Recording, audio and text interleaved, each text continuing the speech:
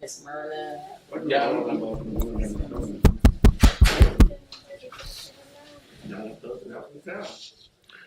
All right, this will be the DeKalb County Magistrate Court Ordinance Division. This is a specially set matter. This is the state of Georgia versus James E. Avery. Today is Monday, February 12th, 2018. I'm Judge McCoy. I'll be presiding. Mr. Avery is present. Is the state ready to proceed? State and county judge is ready. County, yeah. So, I can't hear you. Okay, but is that working? Judge, can you talk to see I'm not if hear the him. recording's working? If that, not the recording, but. testing. 1, I hear 2, you. 3, testing. I hear you, but I don't hear it when other people speak. Is everybody's microphone on? So, we'll just need to speak from the podium so that Mr. Avery can hear. Any initial matters we need to take up before we begin?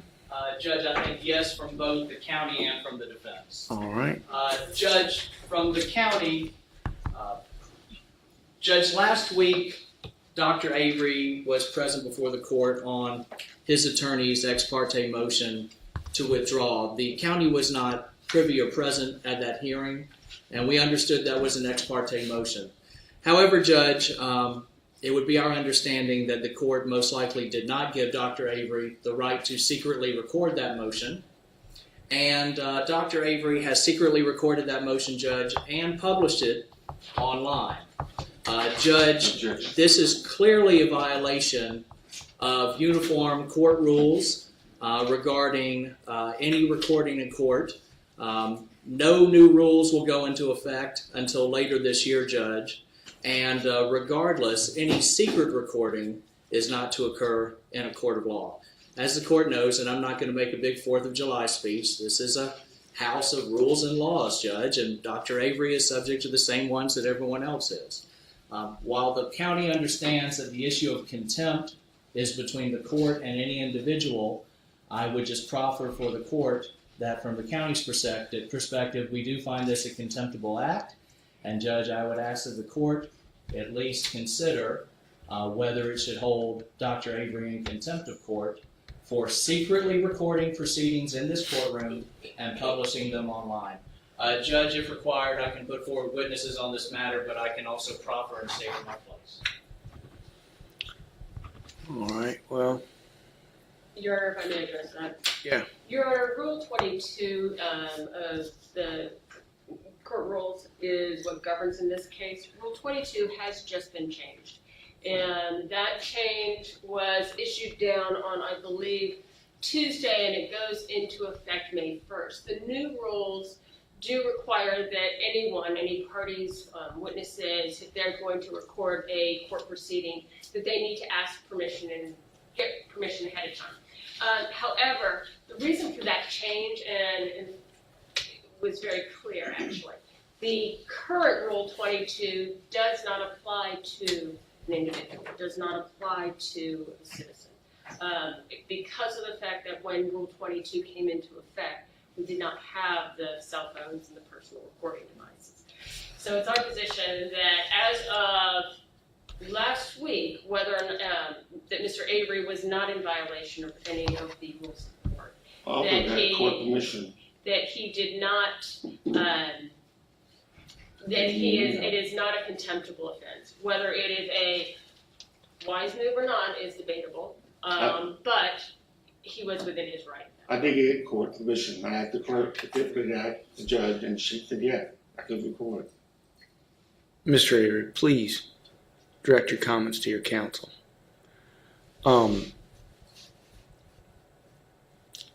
I knew that Mr. Avery was recording it because there was a concern that he wasn't able to bring a court reporter, and it was an ex parte motion concerning his counsel. So I was aware that Mr. Avery was recording it. I know that that is out of the usual practice. But given Mr. Avery's concerns and the fact that he was concerned that he didn't have a court reporter and concerns about recording and his ability to obtain transcript of prior hearings, I went along with allowing him to record that particular hearing. Judge, that being the case, the county will withdraw any concerns. That's all right. And I understand, Mr. Kemp, there's no reason why you would have known that. And it certainly is outside of the ordinary. I'm not giving Mr. Avery permission to record this proceeding. We seem to have confirmed that the recording of the hearings are available, and a request by counsel for them to the court, I think, will result in a copy being made and provided to counsel. Yes, sir. And since I've I have asked counsel that before. And done what I think I have completely confirmed that it is available. And so because of that, I'm not going to allow Mr. Avery to record the proceedings, just like generally wouldn't allow anybody to record the proceedings, because of the concern that unofficial transcripts of hearings can be misleading and can be misused or abused by individual litigants. That's why, generally speaking, only a certified court reporter is allowed to take down the proceedings, or a recording device like we have in this courtroom. So, are there any other matters to be taken up from the county's perspective? Not from the county, thank you, Judge. Yes, sir.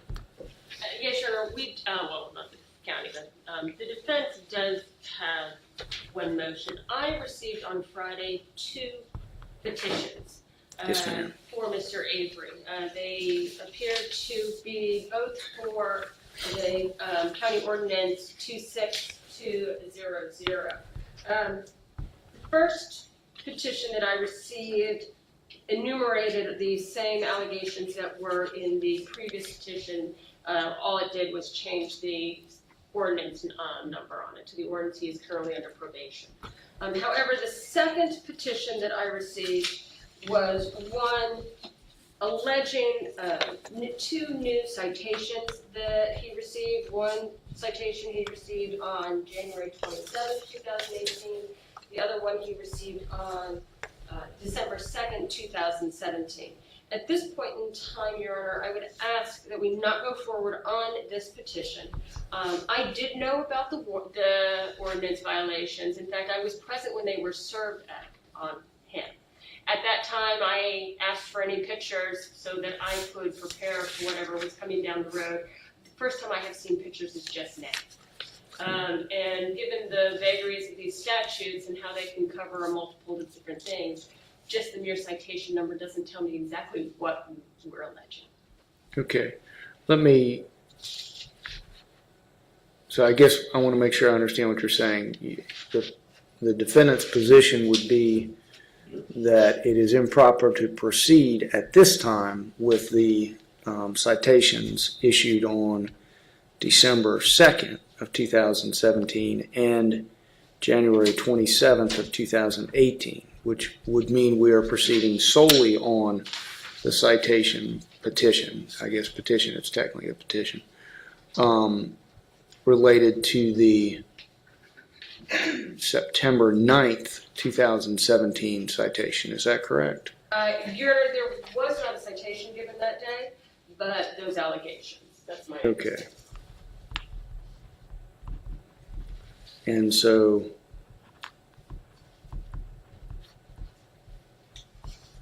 then we would be proceeding on the citations issued on December 2nd, 2017 and January 27th, 2018 at a later time. That would be, Your Honor, I'm just not prepared to go forward with this. I have not had adequate notice in order to prepare to defend against these. I understand. It's my understanding that he has not received a court date for those new violations either. Okay. I may be wrong on that, but in any event, a court date has not been had. All right, what does the county say? Judge, we'd asked the court to hear evidence regarding a violation of probation from those 2 dates. Judge, in the petition itself, the code sections are alleged, so that gives sufficient notice against which Dr. Avery can defend. Also, Judge, regarding the issue of any photographs, the first time that the county was able to see those photographs was this morning, Judge, and as soon as we saw them, we provided them to defense counsel. In that case, Judge, the defense counsel is in no better or worse position than the county regarding the viewing of those photographs. But Judge, it's the same or similar allegations that have occurred throughout the course of this probation revocation hearing, Judge. There's no new specialized defense which needs to occur from the county's perspective, Judge, regarding defense of the 2 new allegations. So, Judge, we would ask, oh, and also, Your Honor, there's the issue of prior and subsequent difficulties, so chances are it's going to come out anyway. So we'd ask the court to allow the county to proceed on the 2 petitions that are before Your Honor. The one with the 5 broader and more general terms and conditions of probation, and then, of course, the other one, Judge, with the alleged violations from December 2nd, 2017 and January 27th, 2018. But, Judge, it's all part and parcel of the same overall pattern of behavior from the county's perspective, Judge. All right. Exactly how many photographs are there that you haven't seen yet, Ms. McCoy? How many were there, a dozen? No, Judge, I think there were 10 total. I think there were 5 from, and I'm just going off the top of my head. I think there were 5 from December 2nd, 2017, and there were 5 from January 27th, 2018. Judge, we showed those to defense counsel this morning as soon as code enforcement was able to provide them to the county, to the prosecutor's office, Judge. So we shared them as soon as we got them, Judge. Like I said, as soon as we saw them, defense counsel saw them. How much time do you need? I can't answer that question.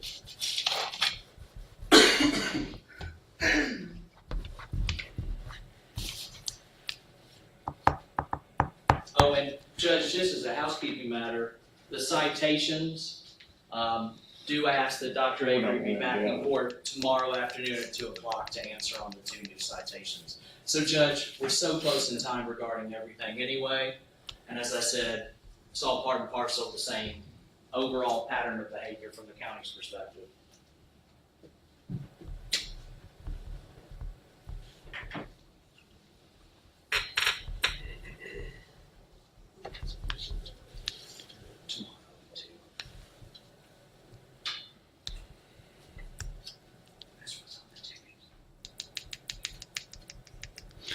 Well, Ms. McCoy, I'm gonna give you 45 minutes. 45 minutes. It's only 10 photographs. Yes, Your Honor. So we'll be in recess till 10 o'clock because I don't, I believe Mr. Avery also, before we take a recess, Yeah. has a matter that he wants to address the court on. okay.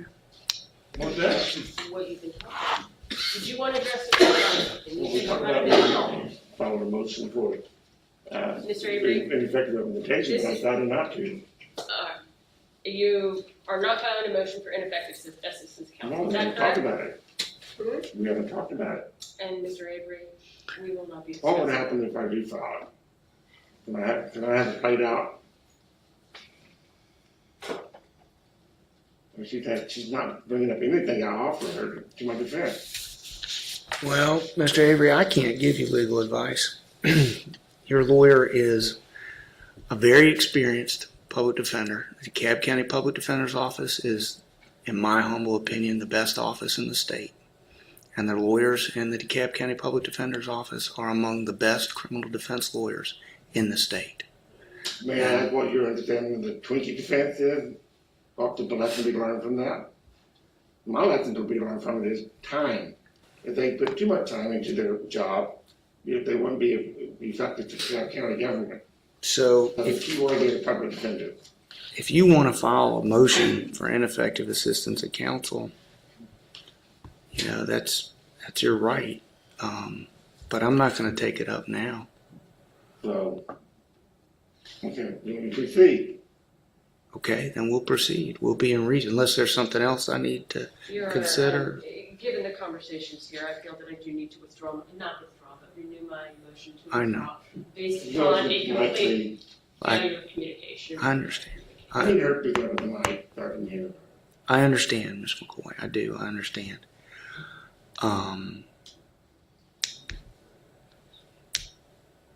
At this time, I'm not going to grant your motion. So we'll be in recess. I apologize to the public, but in order to make sure that we can go forward, since we're specially set, I'm going to recess till 10 o'clock, and then we're going to come back and we're going to have this hearing. Court will be in recess till 10 o'clock. And I think,